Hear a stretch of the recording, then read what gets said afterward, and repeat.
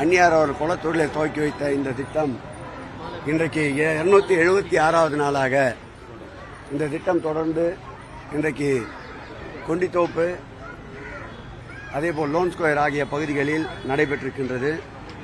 இந்த திட்டத்தை கழகத் தோழர்கள் மற்றும் மாநகராட்சி மாமன்ற உறுப்பினர்கள் முன்னெடுப்போடு தடைபடாமல் இன்றைக்கு 276வது நாளை காணுவதில் மற்றற்ற மகிழ்ச்சி அடைகிறோம்.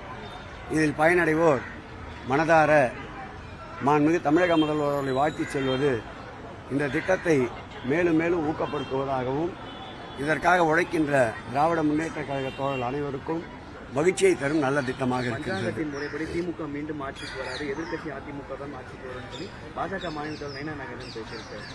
இதே பாரதிய ஜனதா கட்சி 2021ஆம் ஆண்டு கட்டம் சரியில்லை, மாண்புமிகு முதல்வர் அவர்களுக்கு அவர் ஆட்சி அமைக்கவே முடியாது என்றார்கள். மாண்புமிகு தமிழக முதல்வர் திராவிட முன்னேற்ற கழகத்தின் பொறுப்பேற்ற நாளிலிருந்து எதிர்த்து நிற்கின்ற அனைவருக்கும் தோல்வியையே பரிசாக தந்து கொண்டிருக்கின்றார். இந்த 2026ஆம் ஆண்டும் நிச்சயம் எதிர்த்து நிற்கின்ற இதுபோன்ற துருப்பிடித்த பாரதிய ஜனதாவுடைய கூற்றுக்கு நிச்சயமாக சிம்ம சொப்பனமாக விளங்கி பஞ்சாங்கத்தை மாற்றி காட்டக்கூடிய மதிநுட்பம் கொண்டவர் எங்கள் மாண்புமிகு முதல்வர் அவர்கள். அதுவும் வெள்ளமணி கோவில அதிமுகவில் இன்னும் நாடாளுமன்ற உறுப்பினர்கள் போராட்டத்தில் ஈடுபடாங்க. என்ன நீதிமன்ற உத்தரவுப்படி நடந்து கொண்டிருக்கின்றது.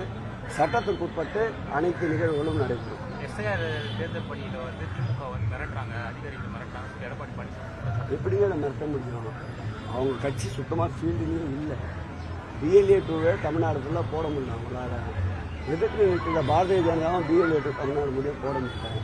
பிஎல்ஏ 2 வந்து இந்த வாக்கு எஸ்ஐஆர் பதவியில் வாக்காளர்களை ரினியூவல் பண்ணுறதுல ஈடுபடலான்னு தேர்தல் ஆணையமே உத்தரவு பிறப்பிச்சிருக்கு. அதுக்கு வாக்காளருக்கு உதவியாக போடுறது கூட தப்பு. இதில் எப்படி முறைகேடு பண்ண முடியும்? உன்னோட வாக்கை நான் எப்படி இல்லைன்னு சொல்ல முடியும், என்னோட வாக்கை நீ எப்படி இல்லைன்னு சொல்ல முடியும்? மக்களுக்கு விழிப்புணர்வு ஏற்படுத்துவதற்காகவும் மக்களுக்கு உதவுவதற்காகவும் திராவிட முன்னேற்ற கழகம் எப்பொழுதும் போல் பேரிடர் காலம், இயற்கை சீற்றம் போன்ற காலங்கள் மட்டுமல்லாமல் மக்களுக்கு வாக்குரிமை பெற்றுத் தருவதிலும் முன்னணியில் இருப்பதை பாராட்ட வேண்டும். அவருக்கு இதை சொன்னேன். அறிவு திருவிழா நடைபெறும் பொழுது தமிழிசை அவங்க விமர்சனம் வைத்திருந்தாங்க. துணை முதலமைச்சர் வந்து அவருடைய அறிவால் வந்து அந்த பதவி பெறல, வாரிசால் தான் பதவி பெற்றிருக்காரு அப்படின்னு தமிழிசை விமர்சனம் பெற்றிருக்காங்க. கடுமையான உழைப்பாளி அவர். வேண்டுமென்றால் அவருடைய தந்தையின் பெயருக்காக இந்த பதவியை பெற்றிருக்கிறார்.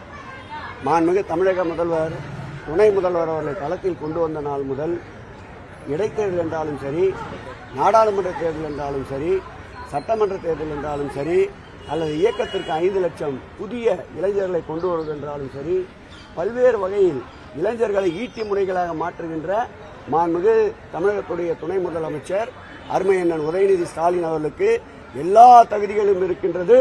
தமிழிசை போல் அவருடைய தந்தையால் அவருக்கு இந்த தகுதி கிடைக்கவில்லை. உழைப்பால் இந்த தகுதி மாண்புமிகு தமிழக முதல்வர் தந்து கொண்டிருக்கிறார். சொல்ல முடியாது, இல்ல ரகசியம்.